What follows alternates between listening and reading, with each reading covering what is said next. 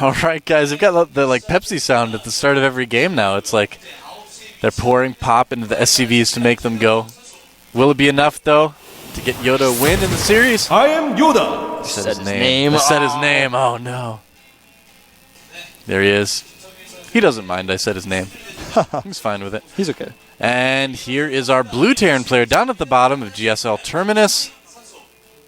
He is on the team FXO. His name is FXO TheBest. And he certainly was last game. That timing attack was just so cool. Yeah. But I don't think you're going to be able to do something like that on this map. Maybe you Very could. difficult to do that on this map. Maybe. I mean, you could fly the Vikings over the little gap. I mean, where the best is right now in terms of spawn locations, you could actually do that same thing. But I've got a feeling we're going to see something a little bit more standard this game. Well, the reason we were able to, it's a very map-specific all-in. Yeah. Well, it's not even an all-in, it's just timing attack. It's very map-specific. And what he did was he used the ability to go into the main and the natural very easily because there's no ramp. And that's what he did on that particular map. The Vikings, of course, when they're on the back because they have the ability to land. That's like how Blizzard intended Vikings to be used in little situations like that. People just use them kind of to kill Broodlords and to kill Colossi, but they can land too. And when they land, they have machine guns. And then when they've landed, they can be picked up by medevacs. That's right, yeah. I think Boxer's the only person we've seen do that so far in the GSL. Pick up landed Vikings with medevacs. That's like the type of stuff we talk at the GOM about at the GOM House every day. We talk about like what's the fastest way you could get out 3 Vikings and then fly them over and land them and then pick them up with a medevac. It's like not like that would ever be like a good build to do. No. Like I wonder how fast you could do that. Like it's just important to know. Huh. Yep. So these Quick guys factory. both going gas first again. Yep. These guys have played against each other so many times on the ladder. Both these guys they're not like ladder fanatics, but they play a decent amount on the ladder. Very fast second gas for the best. Looks like he wants to go Cloak Banshees. I'm really, really glad we're seeing all this new stuff in TVT. I think it's become so much more interesting since players have started meching, started getting Blue Flame Hellions really early. It makes the matchup a lot more dynamic. Kind of odd to see the best wall off. In TVT before, it used to be you would never wall off because it just made your depots vulnerable. Yep. Now, it like makes sense because there's so much Hellion play going around. It looks like we're going to see a switcheroo here. We're going to see very fast Blue Flame from YoDa. Yeah, I don't want to see Blue Flame Hellions in my base. I don't know about you. And what? All right. Oops. There we go. Whoops. Hate it when that happens. That's a bit embarrassing. His factory is sure red. Well, that actually happened to me a lot in StarCraft 2 when I was trying to get used to the 3D-ness of it. Yeah. And I was also like, when I went to make my tech lab, I was like, it doesn't feel the same as making a machine shop. It just feels different. Like it gets made immediately. They don't quite stick out as far, you know. I don't know. When you made the it's machine, nice that the silhouette kind of snaps to it. Yeah, when you made the machine machine shop at the factories in Brood War, you'd have to select the area again. It would ask you if you wanted to fly. But in StarCraft, sometimes I would just like click it. I'm like, well, I kind of want to move my factory a little bit, and I would just press C to make the reactor, and then it would just immediately make. I'm like, wait a minute, I didn't want to make it there. Not yet. Looks like Cloak Banshee's coming out for the best, so he is going to switch things up a little bit. Meanwhile, YoDa is going to be getting those Blue Flame Hellions very, very quickly. I think he's going to do a Blue Flame Hellion drop, Wolf. Yeah, it's looking pretty conclusive. The evidence is starting to add up. I think so. Don't need to be part of any like fancy CSI team with some sunglasses or anything to tell that. You don't need any DNA testing for this. Nope. It's like he finds a wheel sitting around, he does DNA testing. This is from a Blue Flame Hellion. Fell from the height of approximately 8 meters. The approximate height a medevac drops Hellions from. I actually hate those shows, man. My roommate back in the States would always watch, what was it, Special Victims Unit of Law and Order. Yeah, man, that's just creepy. Yeah, that was always so weird, and like the acting was just really bad. Yeah, my brother and his friend would always call it Svoo. Yeah, that's what my friends call it too. Hey dude, you want a Svoo? Whoa! They got some damage on these Hellions. Does not kill one of them, but the Banshee, of course, is a spot that's pretty useful, and the first Viking is going to be out.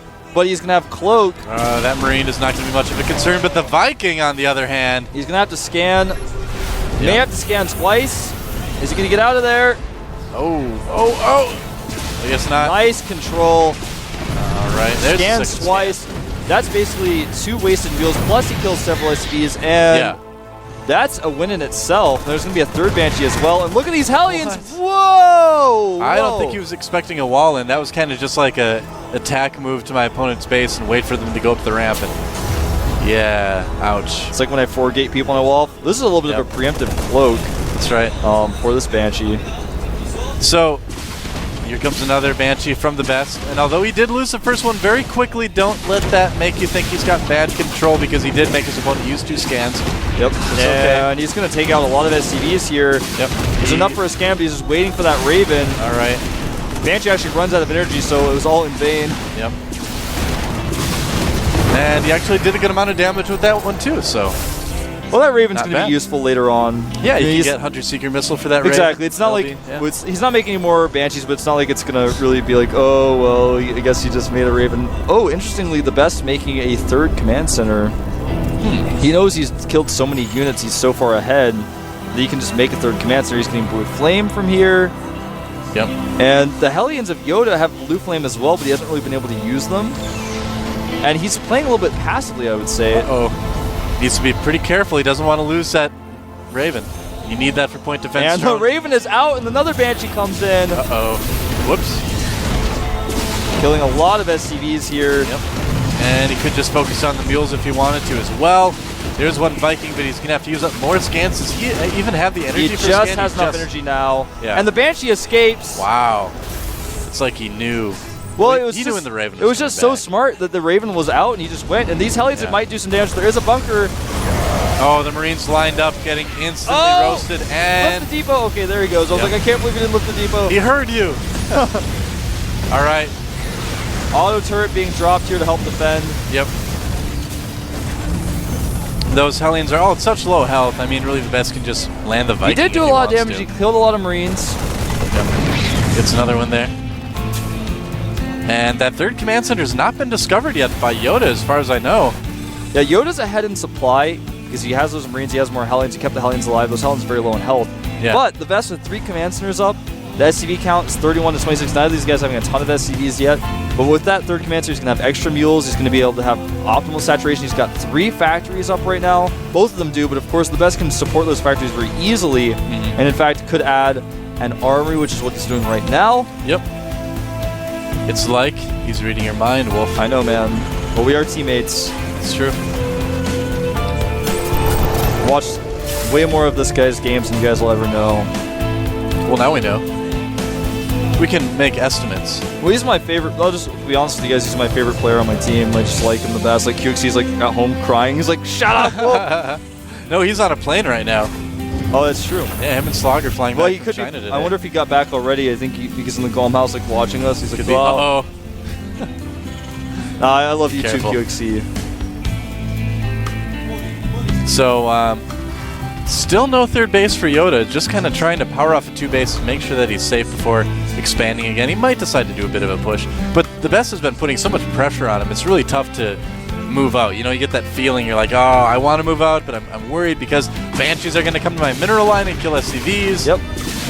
And again, the Raven a little out of position, loses a few, and the Banshee gets away. Why not do that? Sergeant Banshee. He's not going to be caught unawares by a Raven. And YoDa's not going to find it. Oh, there he sees it. Wow. Oh! The Vikings best, come on! have a long range. It's like so funny how that worked out. I know, whoa. Like, that's everything so perfectly, and then like at the last thing, he was like, well, I guess I don't care anymore. Yep. That is a lot of Hellions inside the best space.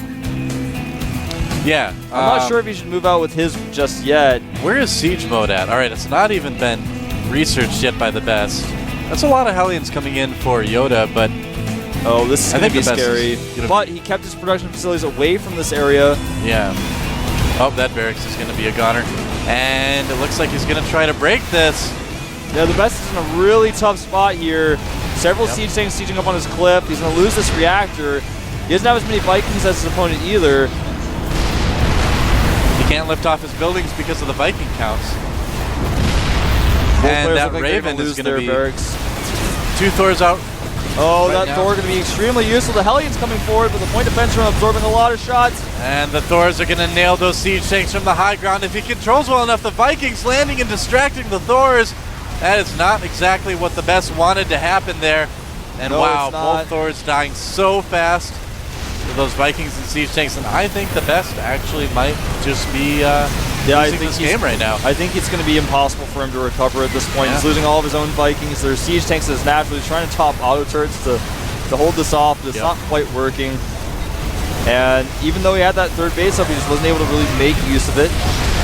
And this little timing hit him because he didn't have siege mode. If he had siege mode, he would have been okay. Yeah, I was really surprised that he didn't have siege mode yet. That's actually a bit of a shock. And those are not for repairing. Those mules, the Manor mules, telling him to get out of the game. GG. And there's a GG. Yep.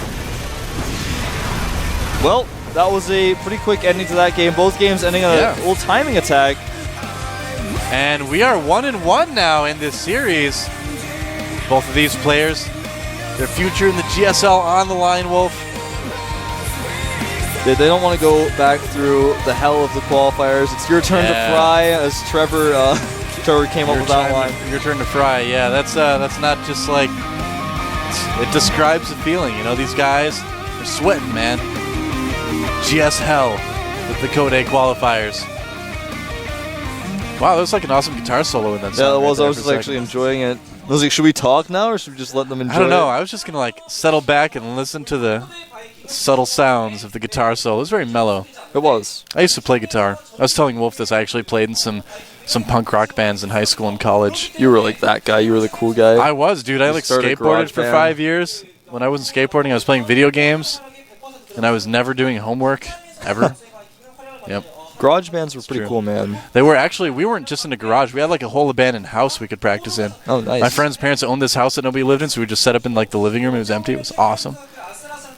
Well, the worst thing about garage bands is when cars need to be parked, and you're like, yeah, cars are like the mortal enemy of garage bands, just by nature. It's like if they were Pokemon, garage type is beaten by car type. Why does so many garage type bands go into the basement of houses? Because the garages are filled with cars. I know, man. but I mean, like, that's just a problem waiting to happen. Okay, that's just a problem waiting to happen. Because basement band doesn't sound as interesting as garage band, you know? Like, at first, the parents are all cool with it, you know? Yeah. Their son is in high school, and he's doing this thing, he's into music, you know, he bought the guitar with his own money, and they're like, yeah, you can set up in the basement.